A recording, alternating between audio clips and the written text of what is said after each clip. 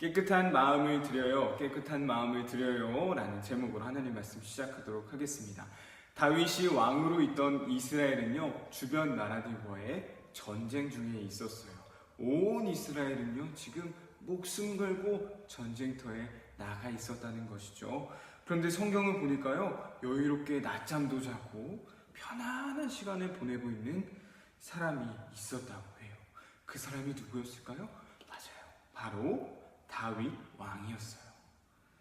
전쟁에 나가 생명을 걸고 싸우는 군사들과 달리 다윗 왕은 왕궁에서 여유로운 시간을 보내고 있었어요.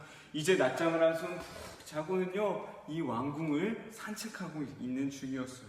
근데 우연히 어느 곳 한 문틈 사이로 한 여자가 목욕을 하고 있는 것을 보게 된 것이었어요. 그 여인의 모습은 너무너무 아름다웠어요. 그래서 다윗은 그 여자에게 한눈에 반해버리고 말았죠. 그래서 즉시 신하를 보내서 저 여자가 과연 누구인지 좀 알아봐 오거라 라는 명령을 내렸어요. 신하가 그녀의 정체를 알아왔는데요, 그녀는 바로 우리아의 아내 밧세바라는 여자였어요. 우리아는 누구였을까요? 다윗의 충성스러운 장군 중 한 사람이었어요. 한눈에 반할 정도로 아름다운 여인이었지만 안타깝게도 밧세바는 남편이 있는 여자였던 것이었어요. 다윗은 이제 어떻게 했을까요? 당연히 결혼한 여자를 사랑하는 것은 안 되는 일이겠죠. 그런데 다윗은요, 다시 한번 신하를 보내서 밧세바를 자신에게로 데려오도록 명령했어요. 그리고는 자기의 충성스러운 신하인 그 우리아의 아내 밧세바와 사랑을 나누게 되었어요. 그리고 얼마의 시간이 흘렀을까요? 밧세바에게서 한 가지 소식이 들려오게 되었는데요, 바로 그녀가 임신을 했다는 소식이었어요. 이 아이는 당연히 다윗의 아이였어요.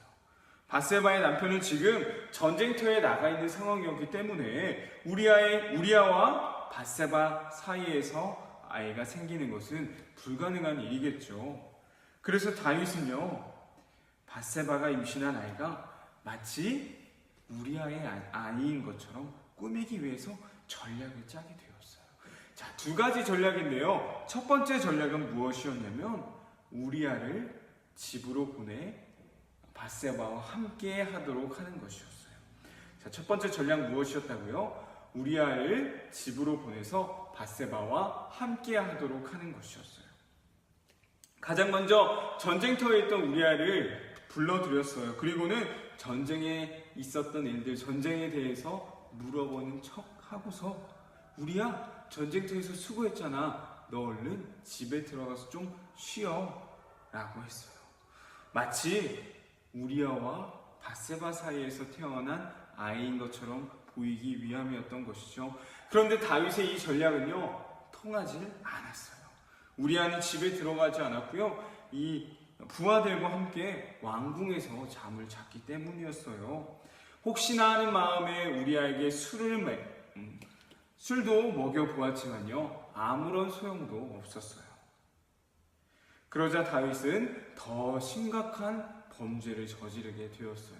그것이 바로 두 번째 전략인데요, 두 번째 전략은 바로 우리아가 전쟁터에서 죽음을 맞이하게 하는 것이었어요. 다윗은 자신의 죄를 숨기기 위해서 너무나도 잔인한 그런 전략을 꾸미게 되었던 것이었죠. 전쟁터에 있는 요압이라는 장군에게 편지를 보내서 우리아를 제일 위험한 곳에 투입시키도록 했어요. 그리고는 군대를 다 그쪽에 보냈다가 우리아만 놔두고는 나머지 군대는 다 후퇴시키는 그러한 것이었어요. 우리아가 그곳에서 이제 죽음을 맞이하게 된다면요, 전투를 하다 적의 칼에 맞아 죽은 것처럼 보일 수 있기 때문이었어요. 요압 장군은 다윗의 명령에 따라서 이것을 진행하게 되었고요, 결국 우리아는 적들의 칼에 목숨을 잃고 말았어요. 이제 우리아의 아내 밧세바가 임신했다는 그 사실이 자기의 아이가 아닌 우리아의 아이인 것처럼 숨길 수 있는 모든 상황이 펼쳐지게 되었던 것이었어요. 다윗은 모든 일이 비밀리에 끝났기 때문에 아무도 모를 거야 라는 생각을 갖고 있었어요. 자신 지은 그 끔찍한 죄가 다 덮어진 줄로만 생각하고 있었어요. 그러나 하나님께서는 죄로 덮여진 그 다윗의 마음을 그냥 내버려 두지 않으셨어요. 하나님께서는 나단 선지자를 보내셔서요, 다윗의 더러워진 마음을 보게 해주셨어요. 나단 선지자가 다윗 왕에게 가서 한 가지 이야기를 들려주었는데요, 엄청난 부자와 재산이라고는 양 한 마리밖에 없는 가난한 사람의 이야기를 들려주었어요. 하루는 이 엄청난 부자가요, 손님을 대접해야 할 일이 생겼는데요, 부자는 자기가 갖고 있는 수많은 짐승들은 다 그냥 내버려 두고 이 양 한 마리밖에 없는 이 가난한 사람의 양을 가지고 손님을 대접하게 되었어요. 가난한 사람의 유일한 재산이었던 그 양을 빼앗아서 자신의 손님에게 대접해 주었다는 그러한 이야기였어요. 이 이야기를 들은 다윗은요, 너무너무 분노했어요. 그 부자 당장 죽여야 돼 라며 화를 내기 시작했어요. 그러자 나단 선지자가 다윗 왕에게 이렇게 말하는 거예요. 왕이 바로 그 부자의 모습과 같습니다. 나단 선지자의 이러한 말을 들은 책망을 들었던 다윗은요, 그제야 자신의 죄를 보게 되었어요. 그리고는 다윗은 자신을 변명하지 않았고요, 자기의 죄를 인정하고 온 마음으로 하나님께 용서를 구했어요. 하나님, 제가 죄를 지었습니다. 저는 죄인입니다. 다윗은요, 외모를 보지 않으시고 마음을 보시는 하나님께서 세우셨던 이스라엘의 두 번째 왕이었어요. 그러나 하나님을 향했던 그 다윗 왕의 마음에요, 죄가 들어오게 되었고요, 그 마음은 더럽혀지고 말았다는 거예요.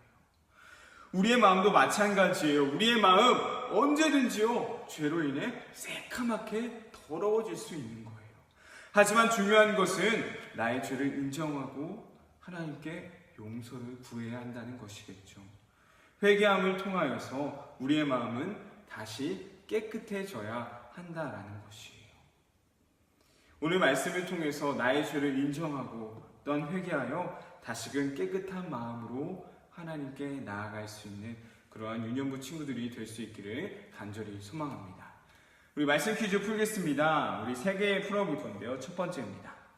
다윗이 한눈에 반했던 여인의 이름은 무엇이었을까요?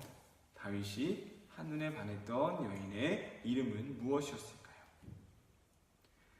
두 번째입니다. 다윗이 밧세바의 임신을 숨기기 위해 사용했던 전략은 무엇일까요? 두 가지 전략이 있었어요. 우리 친구들 기억해보고 한번 적어보도록 할게요. 다윗이 밧세바의 임신을 숨기기 위해 사용했던 전략은 무엇이었나요? 마지막 세 번째입니다. 하나님께서 누구를 보내셔서 다윗이 회개하도록 하셨나요? 하나님께서는 누구를 통해 다윗이 회개할 수 있도록 하셨나요? 오늘 말씀 퀴즈 풀어보며 말씀을 다시 한번 정리해 볼 수 있었으면 좋겠습니다. 우리가 오늘 기억해야 하는 것 바로 깨끗한 마음으로 하나님께 나아가야 한다라는 사실이에요. 우리는 죄로 인해 더러워질 수밖에 없는 그러한 마음을 가졌어요. 그렇기 때문에 우리에게 필요한 것, 나의 죄를 인정하고 하나님께 용서를 구하는 거예요. 하나님, 제가 범한 이 잘못을요, 용서해 주세요. 잘못했습니다. 하나님께서 은혜를 베풀어 주세요. 깨끗한 마음으로, 회개하는 마음으로 나아갈 수 있는 그런 모습이 있는 우리 유년부 친구들 되길 간절히 소망합니다.